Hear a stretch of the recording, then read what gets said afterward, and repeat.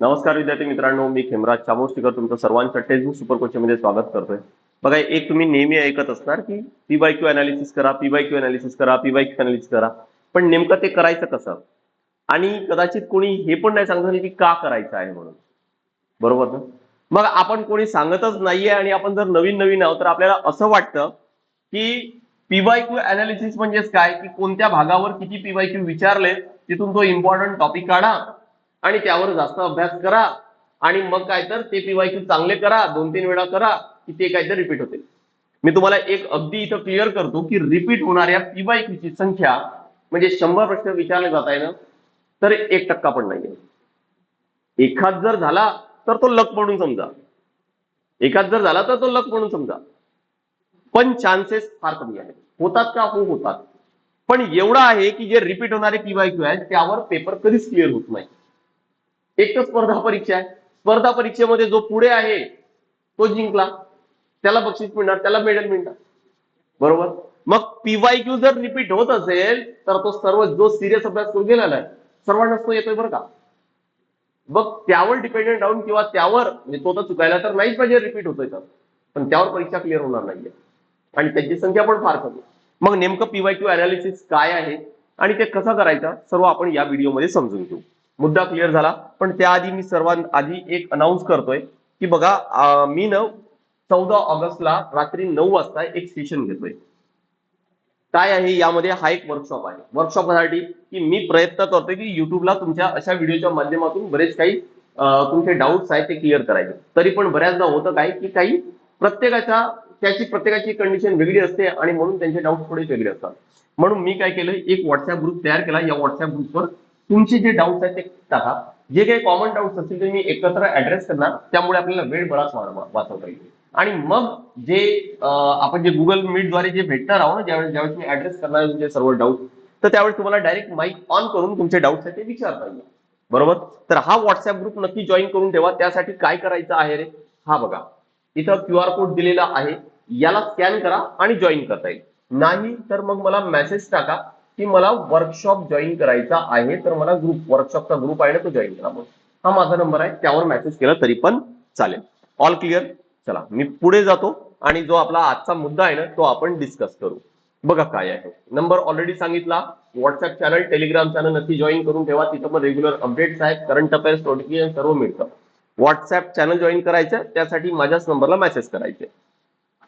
बघा, पीवायक्यूचं इम्पॉर्टन्स काय, अगदी हे क्लिअर करा की आपला सिलेबस ना हा खूप मोठा आहे.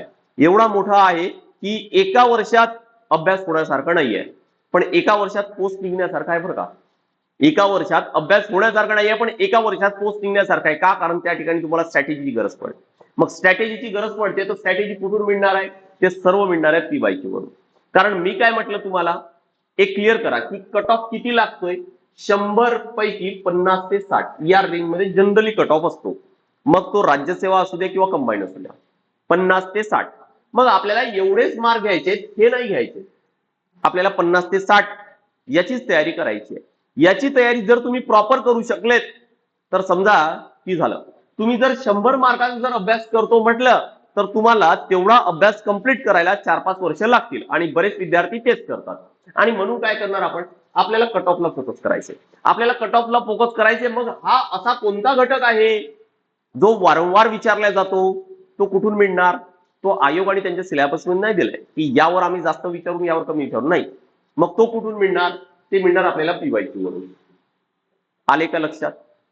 मुद्दा क्लिअर झालाय की हे कुठून मिळणार आहे आपल्याला? हे मिळणार पीवायक्यू. आणि तुम्हाला हे पण सांगतोय की 100 प्रश्न विचारले जात आहे ना, 70 ते 80 प्रश्न हे पीवायक्यूच्या आधारावर सॉल्व्ह करता येतात. पीवायक्यूच्या आधारावर.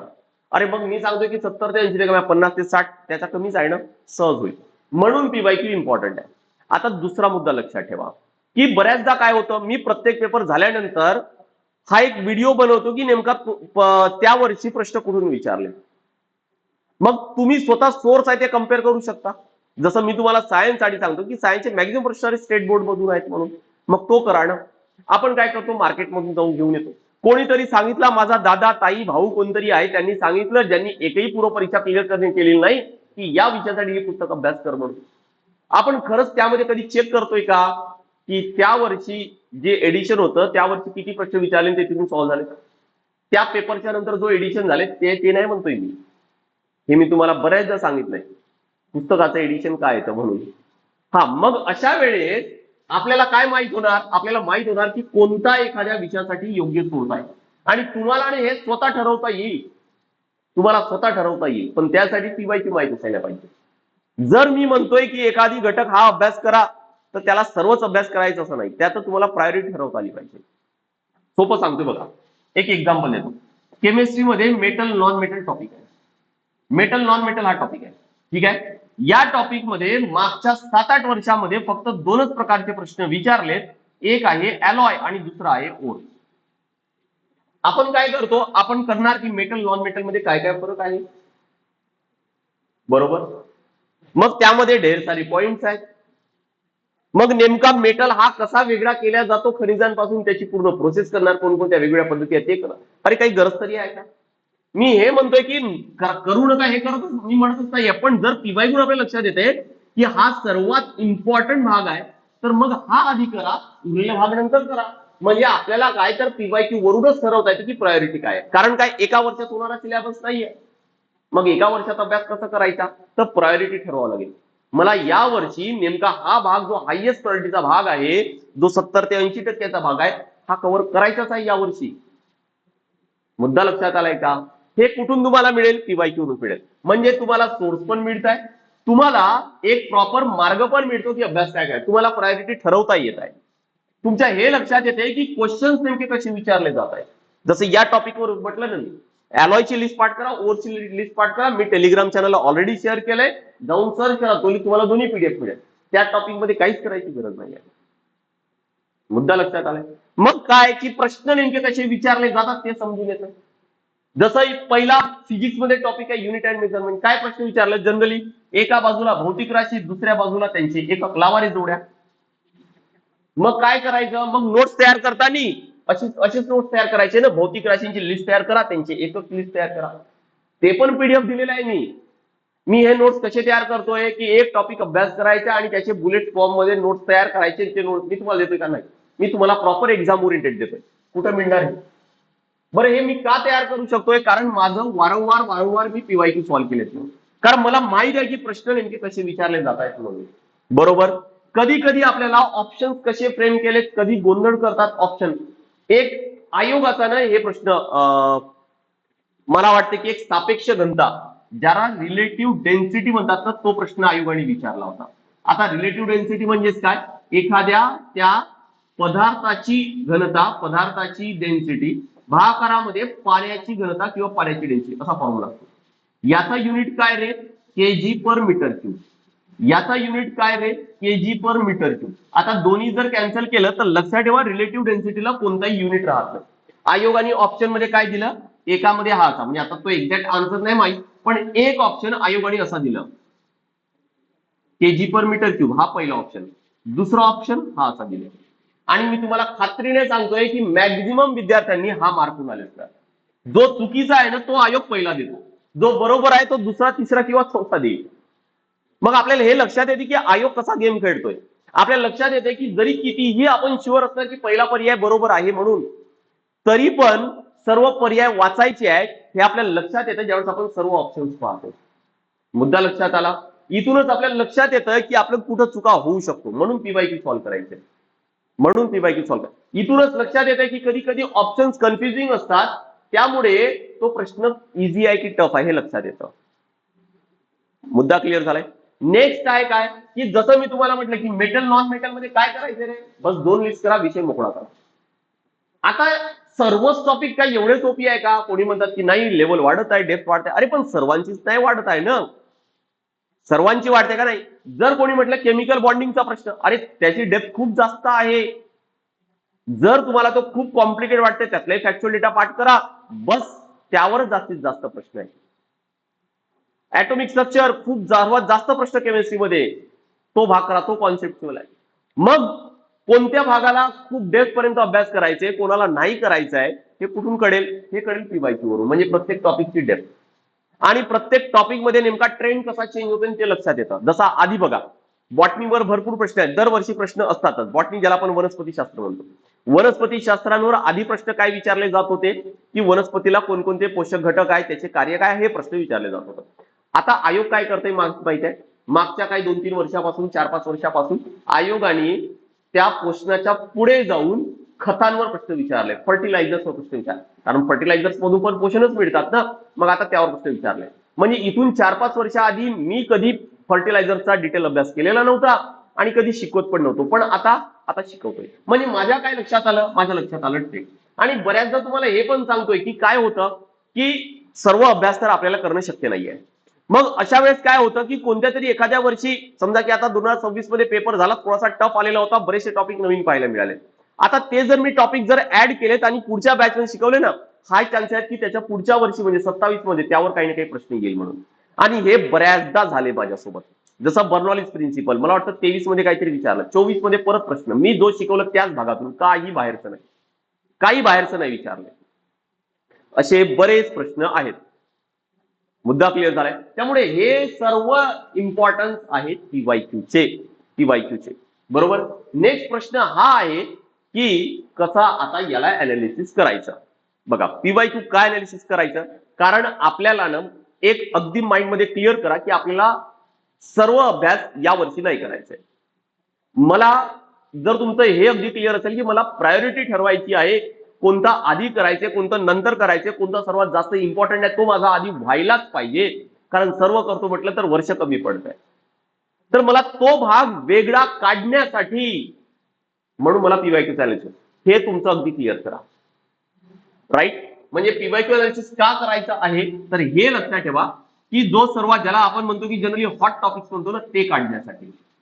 दुसरं मला हे काढायचं आहे की जिथं जास्त मार्क्स आहेत तिथं माझा जास्त वेळ गेला पाहिजे. असं नको व्हायला की जिथं प्रश्न कमी विचारले जात आहेत, जिथं शक्यता कमी आहे बरोबर येण्याची, प्रश्न बरोबर आहे, तिथं मी खूप जास्त वेळ देतो. तसं नको व्हायला. जास्त मार्क मी जास्त वेळ देतोय, तिथून मला तेवढे जास्त मार्क्स यायला पाहिजे. आणि सर्व खेळ इथंच आहे बरं का. जर तुम्ही 100 मार्क 100 पैकी 100 करतो म्हटलं तर मग या वेळेचं प्रॉपर युटिलायझेशन होणार नाही.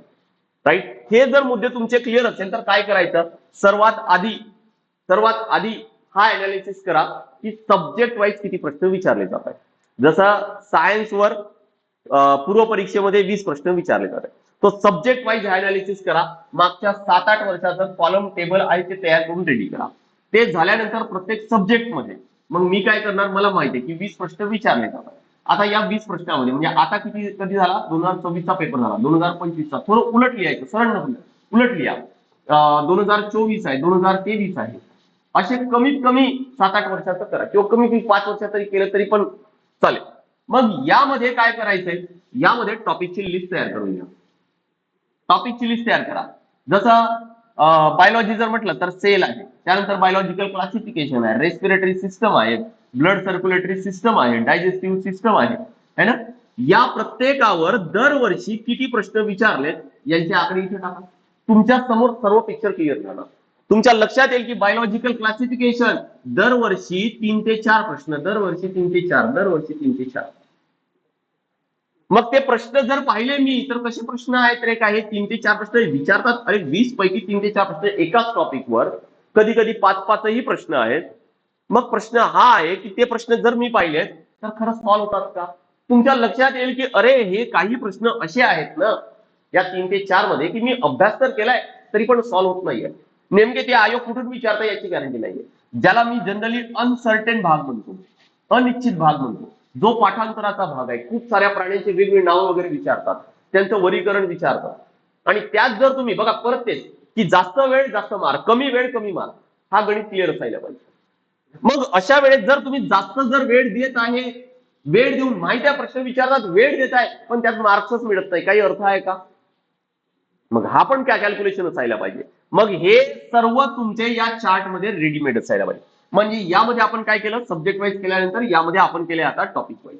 या टॉपिक वाईज मध्ये केल्यानंतर थोडंसं ते पण ऍड करा.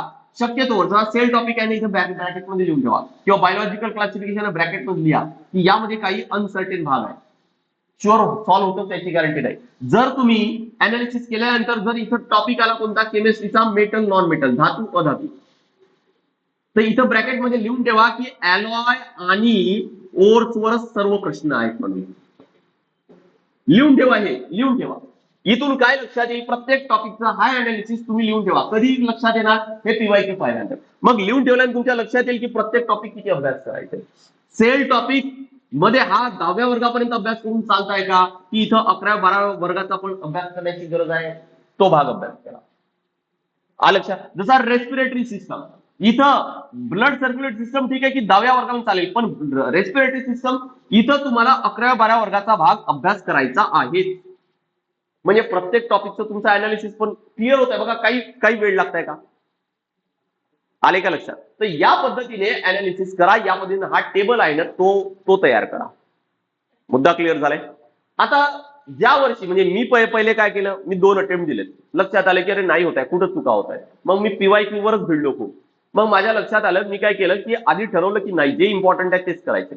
मग ते केल्यानंतर मी कट ऑफच्या फार पुढे होतो पूर्व परीक्षेमध्ये. मग किती होतं, मी काय केलं होतं की प्रत्येक एक प्रश्न आला, तो प्रश्नाचा मी टॉपिक लिहिलेला होता. त्या प्रश्नाचं काय लिहिलेलं टॉपिक. मग त्या टॉपिकवर अजून कोणकोणते प्रश्न आयोगाने विचारले, कसे विचारले, त्याची लेवल आहे, मी ते ठरवलं. ते ठरवल्यानंतर त्यामध्ये काय केलं, मी त्यामध्ये ऑप्शन्स पण चेक केले की ऑप्शन्स कसे तयार केले. त्यानंतर त्या ऑप्शनचा काही अभ्यास करता येतोय का, कारण सर्वांमध्ये शक्य नाहीये बरं का, सर्वांमध्ये शक्य नाहीये.